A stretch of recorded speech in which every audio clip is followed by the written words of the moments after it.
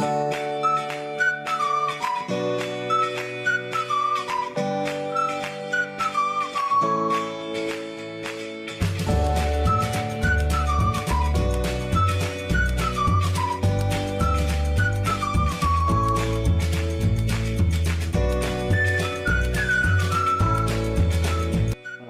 warahmatullahi wabarakatuh. Kami dari kelompok 1 ingin mempresentasikan makalah tentang pentingnya penggunaan bahasa Indonesia yang baik dan benar.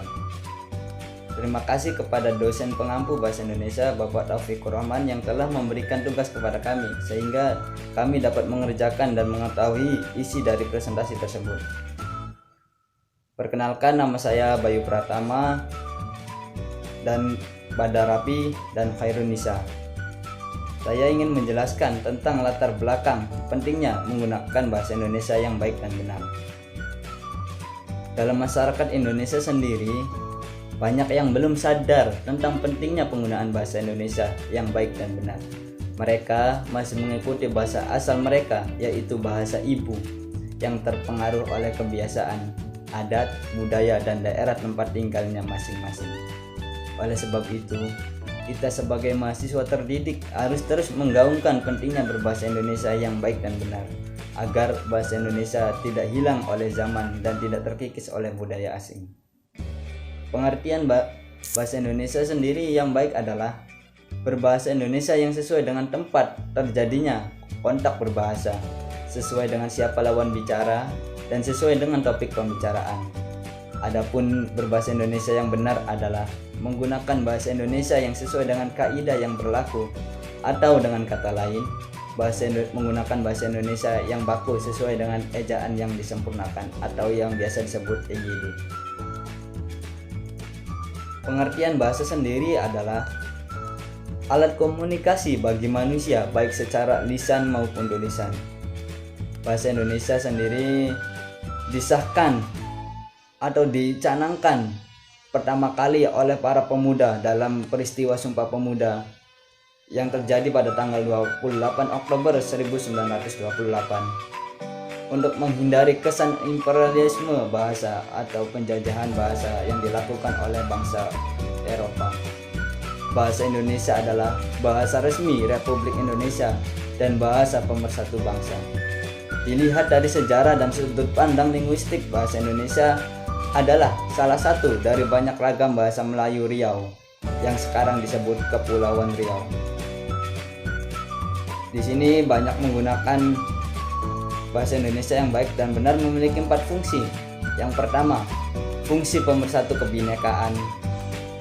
Yang kedua, fungsi pembawa kewibawaan. Yang ketiga, fungsi identitas bangsa. Dan yang keempat, fungsi sebagai kerangka acuan. Sekian pemaparan dari saya dan akan dilanjutkan oleh teman saya Badarapi. Kepada Badarapi saya persilahkan.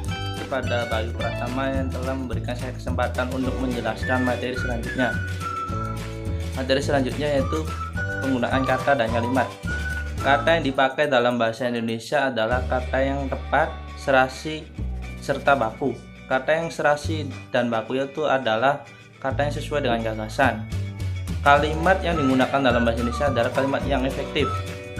Kalimat yang efektif itu harus memiliki mudah dipahami oleh orang lain, memenuhi unsur penting kalimat, menggunakan kata yang tepat dan serasi, gramatikal, rasional, efisien, dan tidak ambigu. Penggunaan bahasa di kalangan pelajar.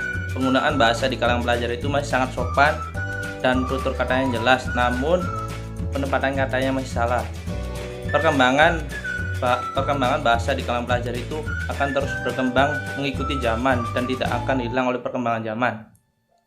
Salah satu bahasa di kalangan pelajar itu adalah bahasa gaul. Bahasa gaul itu adalah bahasa yang tidak lagi memiliki sopan santun dan kata yang salah. Oleh karena itu, kita sebagai pelajar harus berupaya untuk melestarikan bahasa Indonesia itu dengan cara belajar mencintai bahasa Indonesia dengan baik dan benar dan tidak menambah-nambahkan dengan bahasa asing. Peran bahasa Indonesia dalam bidang pendidikan. Pendidikan sastra dan bahasa Indonesia mempunyai peran penting dalam bidang pendidikan. Seperti yang kita ketahui bahwa bahasa Indonesia itu adalah bahasa yang digunakan dalam kehidupan sehari-hari sebagai alat komunikasi.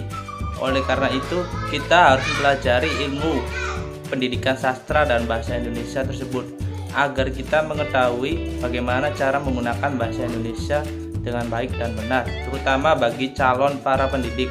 Karena calon para pendidik itu adalah merupakan suatu generasi penerus bangsa yang harus menjadi contoh bagi generasi selanjutnya.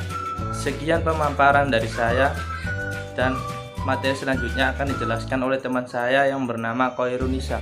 Manfaat menggunakan bahasa Indonesia. Yang pertama, mempermudah dalam komunikasi. Komunikasi tidak akan sempurna bila ekspektasi diri kita tidak diterima atau dipahami oleh orang lain.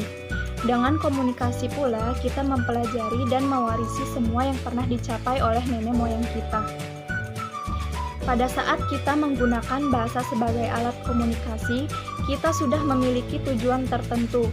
Kita ingin dipahami oleh orang lain. Kita ingin menyampaikan gagasan yang dapat diterima oleh orang lain. Yang kedua, mempermudah kita untuk berintegrasi dan beradaptasi secara sosial. Cara berbahasa selain berfungsi sebagai alat komunikasi, berfungsi pula sebagai alat integrasi dan adaptasi sosial. Pada saat kita beradaptasi kepada lingkungan sosial, kita akan memilih bahasa yang akan kita gunakan pada saat situasi dan kondisi yang kita hadapi. Yang ketiga, melestarikan bahasa Indonesia. Tentu saja karena bahasa Indonesia adalah bahasa persatuan untuk bangsa Indonesia dari Sabang sampai Merauke. Di sekolah-sekolah pasti memiliki pelajaran bahasa Indonesia untuk mempermudah berkomunikasi. Yang keempat, meningkatkan rasa nasionalisme. Semakin kita mempelajari bangsa Indonesia, maka kita juga akan semakin tahu sejarah bangsa yang besar ini. Yang kelima, membuat pribadi kita menjadi pribadi yang lebih santun.